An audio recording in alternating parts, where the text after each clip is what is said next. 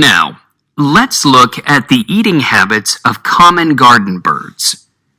A recent study has shown that the best way of teaching one particular type of garden bird, the blue tit, how to avoid food which tastes disgusting or could be dangerous, is to play them videos of a different species of tit eating.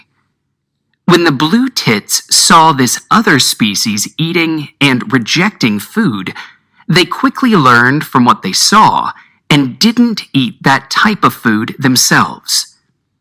This gave the blue tits an obvious advantage.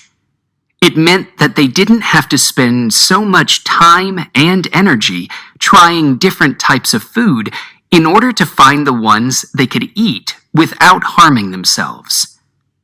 Another benefit was that they were less likely to become ill after eating food that's bad for them.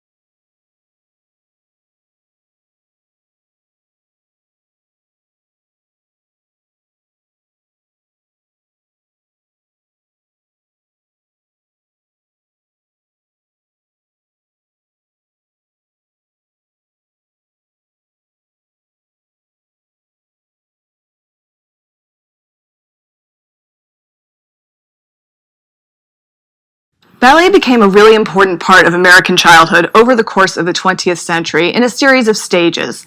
I think one of those stages was in the early 20th century in the wake of Russian dancers like Anna Pavlova and Diaghilev's Ballet Russe touring the United States.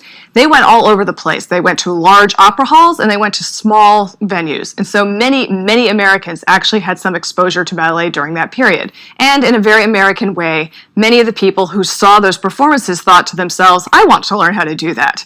And they were able to do so in growing numbers because many of the dancers on those tours, the people who danced with Pavlova or on the Ballet Russe tours, settled in the United States after their performance careers were over.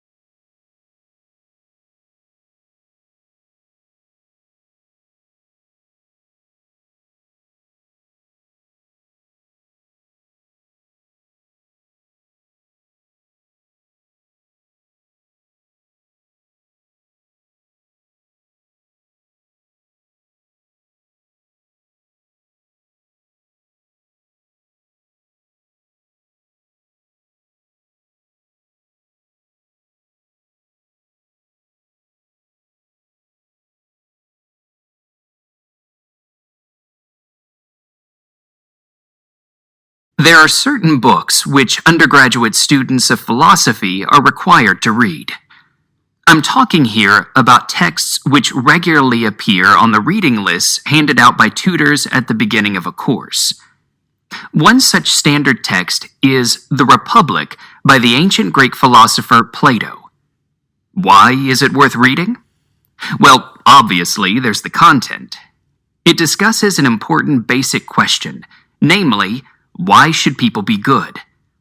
But above all, it is in fact extremely readable. It's written in the form of a series of conversations with different people. It's as if you're listening to living people talking to each other.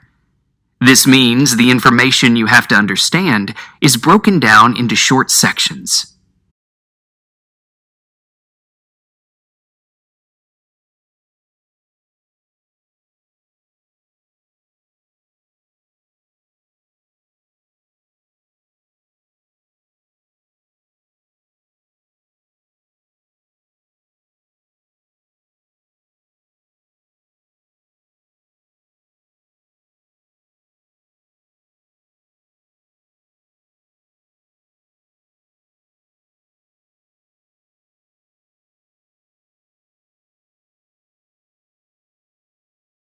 The word poison may create images of murder and tragedy in the mind, but the power of poisons to also heal has been understood for centuries. Just 1 teaspoon of the botulinum toxin, for example, could kill the whole population of the UK.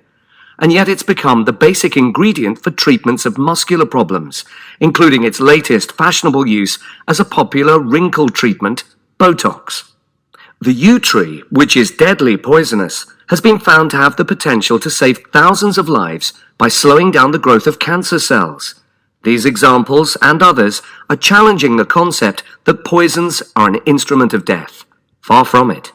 And although small doses of natural poisons have been used to relieve the pain of surgery or to treat coughs for centuries, modern science has become much more successful in recent years at isolating the properties of these plants and putting them to use in medical treatments.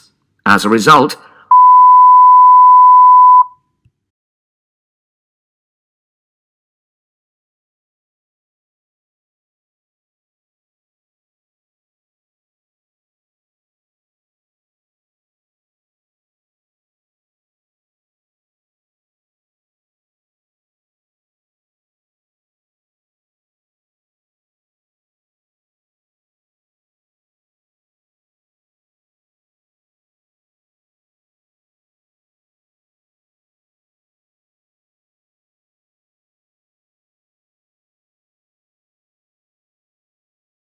It's relatively easy to envisage what you'll be doing next week, but imagining a more distant future can be challenging because it feels so abstract. We tend to fall back on memories of the past to construct our visions of the future, but it's harder to guess which past memories will prove pertinent in making sense of things that are more distant. Research suggests that people who plan for failure are best equipped when problems arise. To do that, though, we need to picture ourselves in the distant future and predict what specific obstacles we may confront.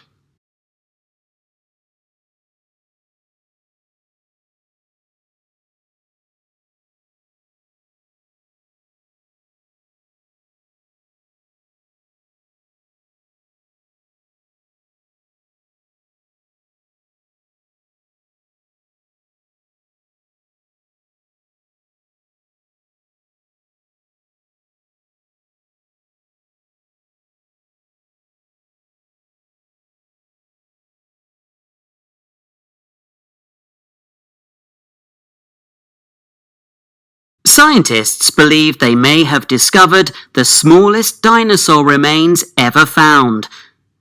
Working in Myanmar in Asia, they uncovered a tiny 7mm long skull.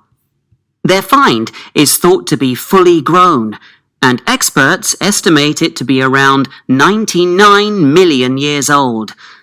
Both a bird and a dinosaur, the skull is about the same size as the world's current smallest bird, the bee hummingbird. Although the skull is similar to modern birds, there is evidence that it had up to 23 teeth, making it very different to birds we know.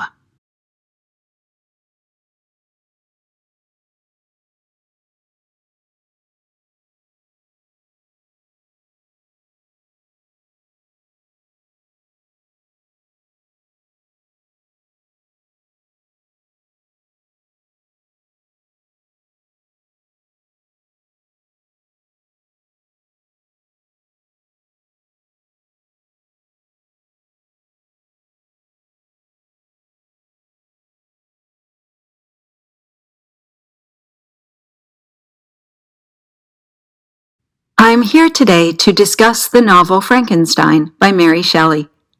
Where would modern literature be without this work? To start with, it's one of the earliest fiction books to discuss important scientific themes. She did this in a brilliant way because the book uses characters designed to make us want to discover more.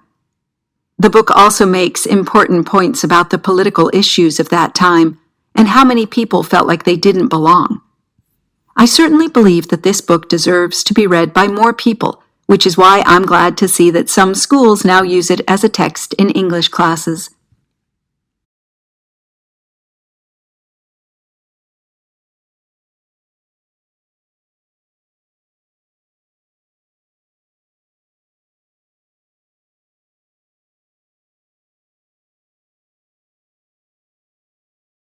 More than half of the world's population live in cities or towns, and it is widely recognized that providing water for cooking, drink, and sanitation has become a challenge.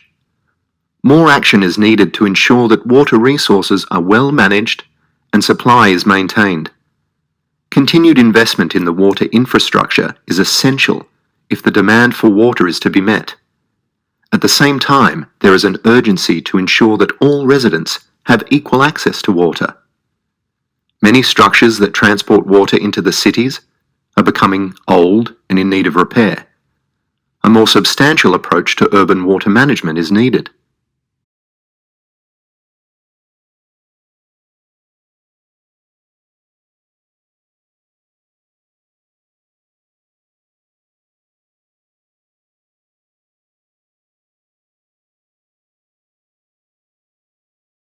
It's never too early to teach children about personal finances. In fact, the younger people are when they understand the concept of money, the better. An understanding of money is a life lesson that could serve many a child for the rest of their lives. One of the most important skills is the ability to budget. The idea that people should keep to a budget and only buy what they can afford went out of fashion when credit cards were introduced. Before that, people had to save money to buy things. The introduction of the credit card meant that people could buy whatever they wanted whenever they wanted it, so budgets were forgotten about. But they are still crucial for everyone to prevent them spending money they haven't got. So, you first need to keep a note of what income you receive and what you spend each month. Most people work out income minus their important bills, such as things like the mortgage. The figure they have left is the amount of money they can afford to spend on things like food and entertainment. That's your budget. This may not be meaningful to school children, but it can be made relevant if, for example, you give them an amount of money to buy something like school dinners with. They could then work out how much sandwiches would cost to make and keep the difference if they decided to take them to school instead.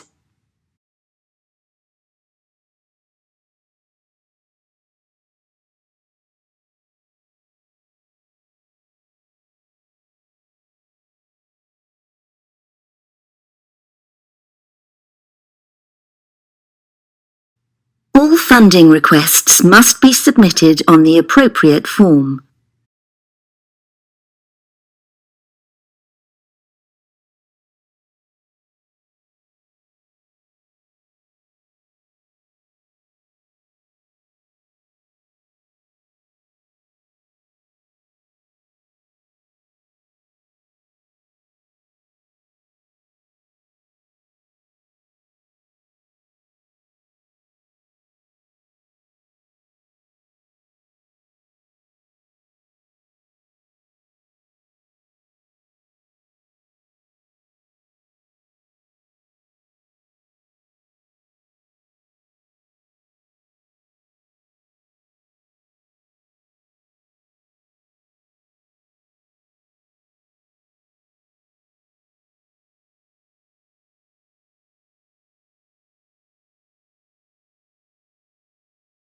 A knowledge of ancient Greek is bound to be an advantage.